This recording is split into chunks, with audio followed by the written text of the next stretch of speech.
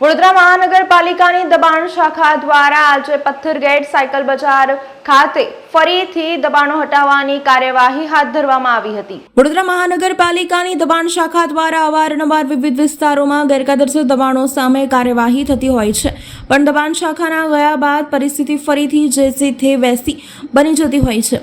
હજુ થોડા દિવસો પહેલા જ વોર્ડ નંબર 13ના વિસ્તારમાં દબાણ શાખા દ્વારા કાર્યવાહી કરવામાં આવી હતી। પથ્થરગેટ વિસ્તારના સાયકલ બજારમાં પણ કાર્યવાહી કરવામાં આવી હતી।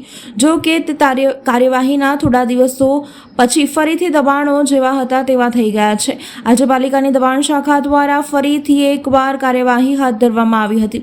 કેટલોક માલ સામાન પણ જપ્ત કરવામાં આવ્યો। વોર્ડ દ્વારા દબાણની કામગીરી કરવામાં આવી છે। એમાં પથ્થરગેટથી લઈ સાયકલ બજારનો વિસ્તાર છે, જેટલા બી દબાણો છે વોર્ડ તથા પોલીસ સ્ટાફનો સાથ રાખી દબાણ દૂર કરવામાં આવે છે। આવતા પહેલા તો દબાણ હટી જાય છે ના, કોઈ હટ્યું નથી, તો નથી જેટલું બી બહાર હતું બધું લેવામાં આવેલ।